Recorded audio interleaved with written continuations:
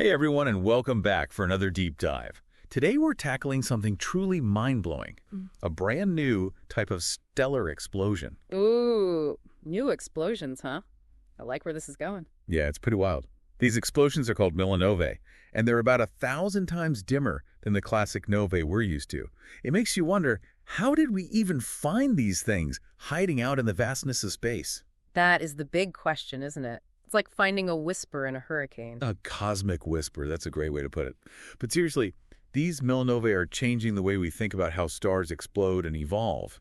To understand all of this, we'll be diving into some incredible research from the Astronomical Observatory of the University of Warsaw. Ah, the Warsaw team. They're doing some amazing work. They really are, and they've been using data from the OGLE survey, which stands for the Optical Gravitational Lensing Experiment.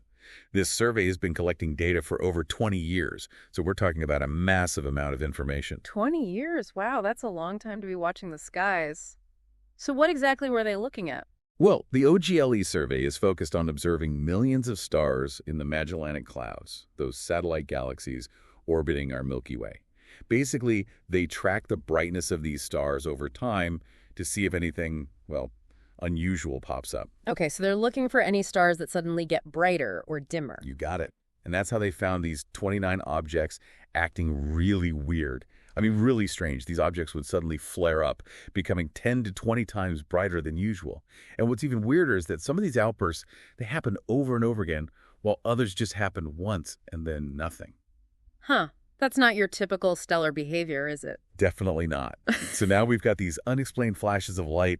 How did they figure out these were something completely new, these Millinovae? Well, one of these objects, they call it OGLE-M Novio 11. It erupted in November 2023, and that's when things got really interesting. They pointed the Southern African Large Telescope at it to get a better look. That's one of the largest telescopes in the world, by the way. Okay, so we're talking some serious firepower here. What did they see? Hold on to your hat, because what they saw were signatures of ionized helium, carbon, and nitrogen.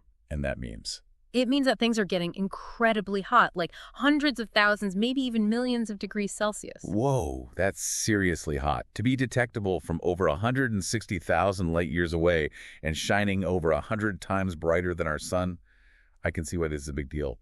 But wait a minute, how do X-rays even work in space? I know we use them in medicine, but it's hard to picture them coming from stars. Yeah, it's a bit different from getting an X-ray at the doctor's office. In space, it's all about superheated gas and particles smashing together at crazy speeds. Like, imagine cosmic friction on a massive scale. When material falls onto these incredibly dense objects like white dwarfs or neutron stars or even black holes, it gets accelerated to mind-blowing speeds, and all that energy from those collisions, it gets released as X-rays. So it's like a cosmic demolition derby out there, with atoms smashing into each other and creating these powerful bursts of energy. Okay, so these Millinovae are emitting X-rays. They're super hot and way brighter than they should be.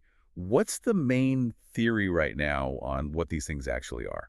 Well, the current thinking is that Millinovae are actually binary star systems, where you have a white dwarf, that super dense leftover core of a dead star orbiting really close to a subgiant star. Hold on, back up a second. A subgiant, what's that exactly? Right, so a subgiant is like a star in its twilight years. It's burned through most of the hydrogen fuel in its core, and now it's starting to burn helium.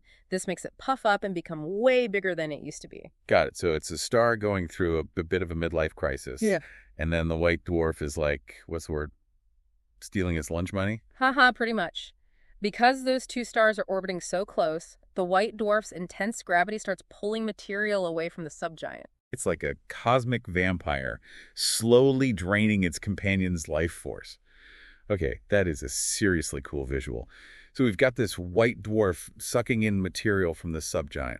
Is that where those powerful X-rays are coming from? That, my friend, is the million-dollar question. And right now there are two main scenarios that astronomers are considering. Ooh, a cosmic mystery. I'm all ears. Lay them on me.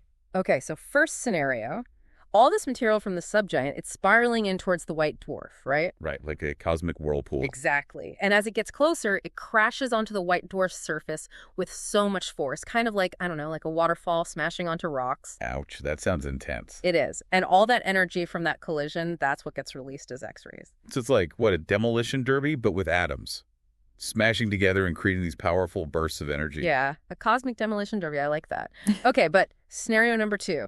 This one is a bit more complicated. It involves something called a thermonuclear runaway. Ooh, thermonuclear runaway. That sounds pretty dramatic. Huh. What exactly is that? So imagine this. All that material from the subgiant, it's piling up onto the white dwarf. Yeah, okay. And all that stuff starts to heat up and get squished under the immense gravity of the white dwarf.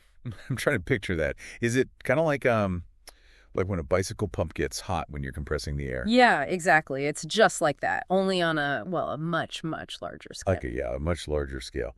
So what happens when things get hot enough? Well, at some point, the temperature and pressure get so high that the hydrogen in the material ignites. And that causes a runaway thermonuclear explosion on the surface of the white dwarf. A runaway thermonuclear explosion on the surface of a white dwarf. Wow, that's got to be pretty intense, even if it's not a full-blown supernova. Yeah, it's like a mini supernova. And that thermonuclear explosion, that's what could be responsible for those X-rays. Okay, so we've got these two possible explanations for the X-rays. Material crashing onto the white dwarf or this thermonuclear explosion. Do we know which one is more likely? That's the big mystery right now. Both scenarios, they're both possible. Astronomers, well, they're working hard to figure out which one is the dominant mechanism. But, what I find really interesting about all of this, it's this potential connection to type Ia supernovae. Type Ia supernovae. Wait, those are the really bright explosions that astronomers use to measure distances across the universe, right? That's right. What do those have to do with Millinovae? It seems like we're talking about like two completely different scales here. I know, right? But that's what makes this so cool. Remember how we talked about white dwarfs pulling material from their companion stars? Well, if a white dwarf keeps gaining enough mass, it can eventually reach a tipping point, about 1.4 times the mass of our sun. And that's when things go kaboom! A supernova. Exactly. That tipping point triggers a type Ia supernova, which is, well, one of the most energetic events in the universe.